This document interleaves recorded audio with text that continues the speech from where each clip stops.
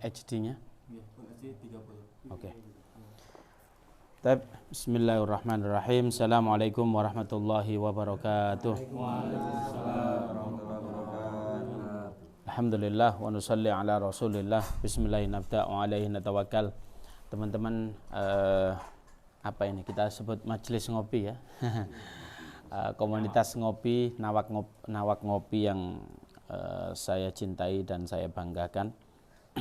Semoga kita semua juga dibanggakan oleh baginda Nabi Muhammad SAW. Sebelum kita memulai majelis ini, yang ketempatan kita baca Fatihah agar supaya ya rumah dan rumah tangganya berkah. Ala hadin ya salihah al-Fatihah. Bismillahirrahmanirrahim. Wairul maghdubi alaihim waladdallin. Amin.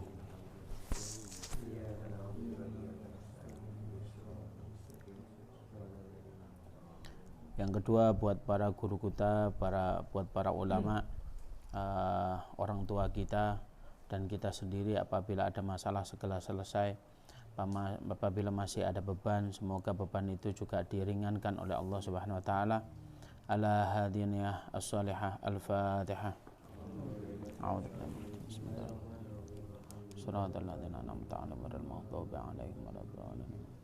Yang terakhir, khususnya kepada baginda Nabi Muhammad SAW beserta keluarganya, beserta pengikutnya dan para sahabat, dan salah satu ulama yang mengarang kitab ini, Abi Zakaria Yahya bin Syaraf ad-Din an-Nawawi atau Imam Nawawi.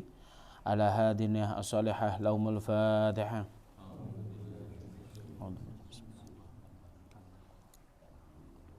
Rabbi israh li sadri wa yassir li amri wahlul 'uqdatam min lisani yafqahu qawli ya fattahi alim. Nasrun minallah wa fathun qarib. Bismillahirrahmanirrahim. Ini ada hadis yang sangat luar biasa. Tapi untuk menjalankan hadis ini sungguh ya sulit kategorinya. Hadis ini ada dua. Insyaallah kita bahas dua-duanya karena saling berkaitan. Yang satunya bahkan kalimatnya sangat pendek sekali. Ini merupakan wasiat baginda Nabi Muhammad SAW kepada kita. Nah, yang pertama adalah Wa'an Mu'ad bin Anas. Hadis ini diriwayatkan oleh Sayyidina Mu'ad bin Anas. Tatkala Rasulullah berbicara, di situ ada Sayyidina Mu'ad dan sahabat yang lain. Nah, tetapi yang menyampaikan ini mungkin banyak sahabat, ada Rasulullah satu, sahabat Mu'ad ini menyampaikan ke sahabat yang lain. Terus sahabat yang lain ke tabi'in, sampai ke siapa? Ke muhaddis. Hadis ini riwayatnya Hasan. Belum paham atau sudah paham ini dulu? Sudah diterangkan hadis Hasan itu ya. Yang meriwayatkan siapa? Ya, Imam Abu Dawud dan Imam Tirmidzi. Muhaddis itu ada 6 yang masyhur. Yang pertama siapa? Bukhari, Muslim, Nasa'i, Tirmidzi, Abu Dawud dan Ibnu Majah. Dan ini diriwayatkan oleh Abu Dawud dan Imam Tirmidzi. Dan beliau mengatakan bahwasanya hadis ini kedudukannya hasan, yaitu baik gitu ya. Apa sih yang dikatakan kata Sayyidina Anas? Annan Nabiyya sallallahu alaihi wasallam. Bahwasanya baginda Nabi Muhammad sallallahu alaihi wasallam berkata, apa? Man qadhama ghaidan. Man qadhama. Qadhama itu artinya menelan. Saya tanya, ini seandainya kacang. Kacang ini teman-teman kan bisa melihat ya. Kalau saya lihat isinya 2 begini, pasti antum semua bisa melihat. Ini wujudnya, warnanya apa? Ya beginilah ya. Saya telan. Ada nggak yang masih bisa lihat? Ya, kalau berarti maknanya seolah-olah hilang. Padahal ada itu di perut saya, ya nggak? Nah, man qadhama, barang siapa yang mampu menelan, apa yang ditelan? Ghaidan, kemarahan. Wa huwa qadirun ala ayyun fada.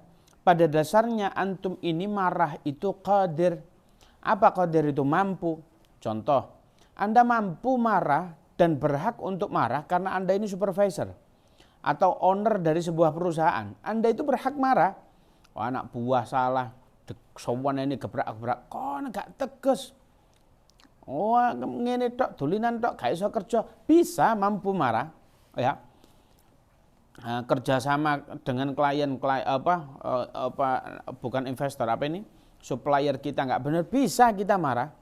Seketika itu orang kita marah-marahi, kita qadirun dan kita mampu, dan orang yang kita marahi nggak mungkin balas.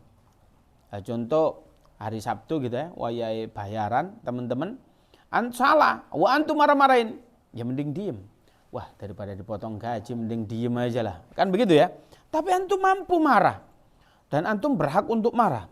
Tetapi antum telan kemarahan tersebut. Wah, ini kan luar biasa ya. Kalau orang contoh ya, dimarahi bos, kita mau marah, marahin bosnya itu salah, kita mau marah. Kita kan enggak qadir, kita kan enggak mampu.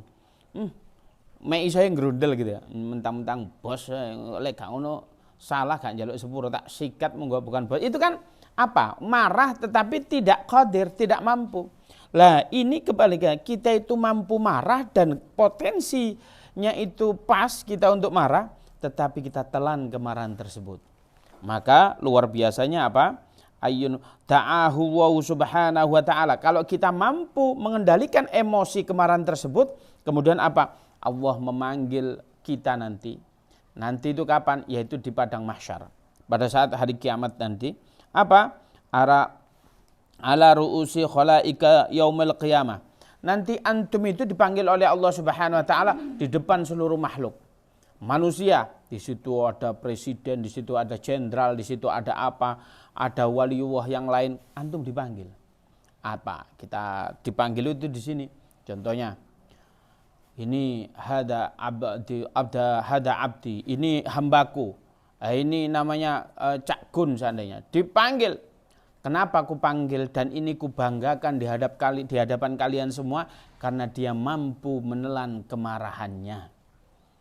Loh, mampu menelan seolah-olah kalau antum marah. Gini nih, antum masih bisa melihat enggak kemarahan saya? Mampu, berarti itu belum menelan. Kalau antum menelan kemarahan, maknanya apa? Koyok-koyok antum enggak ngamuk. Koyok-koyok, padahal gak kuat ini. Marah ini. Marah kita itu. Marah kita, tetapi apa? Kayak kita telan. Maka Allah Subhanahu wa taala antum dibanggakan. Ini loh hambaku satu ini apa? Mampu menelan kemarahan dengan baik. Seolah-olah kemarahan ini tidak dia lakukan. Padahal dia marah dan dia mampu untuk marah. Nah ini luar biasa. Apa reward pertama? Antum dibanggakan oleh Allah Subhanahu wa taala. Kita ambil contoh. Pak Nunung ini nanti setelah memimpin SPD-nya meningkat. Mas Rifki jadi amin meningkat. Tiba-tiba Pak Nunung ini manggil Mas Rifki. Ini loh admin kebanggaan kita. Iku baru dipuji di depan orang sebanyak ini. Wah kita senang. Ya enggak? Ternyata Kak Cak Gun ini sukses mengembangkan kafenya. Menjadi percontohan kafe di antara kafe-kafe yang lain. Dibanggakan sak kota Malang ya enggak usah banyak-banyak. Wah itu kan luar biasa. Antum senang wisan. Itu antum baru dibanggakan di hadapan manusia yang mana terbatas. Tapi nanti di akhirat kalau antum mampu menahan, Allah yang membanggakan kita. Bukan pemimpin satu dengan yang lain. Bukan manusia yang membanggakan, Allah yang membanggakan. Ini gawat menurut saya. Waduh luar biasa sekali kita dibanggakan oleh Allah. Saya ini dibanggakan abah saya, senang. Padahal abah saya ya sarek iki cek bener lah, begitulah tujuannya. Enggak membanggakan belum tentu saya itu betul. Dibanggakan ya. Alhamdulillah lah, anakku ini baik gitu ya. Mau ke rumah. Seandainya begitu saja sudah senang gitu. Tetapi bagaimana kita nanti dibanggakan oleh Allah Subhanahu wa taala, itu kebanggaan yang sangat luar biasa. Apa reward pertama? Yaitu dibanggakan oleh Allah Subhanahu wa taala di hadapan seluruh makhluk. Yang kedua, apa yaitu hatta yuhayyaru minal khurun'in. Kemudian Anda disuruh memilih oleh Allah Subhanahu wa taala, disuruh memilih. Kata-kata memilih itu barangnya satu atau banyak? Banyak ya. Jadi let me see itu, yaitu it is not choice. But is take it. Cuman satu ambil aja begitu kan. Tapi kalau banyak ini choice. Nah ini dikasih oleh Allah Subhanahu wa taala, dikasih pilihan.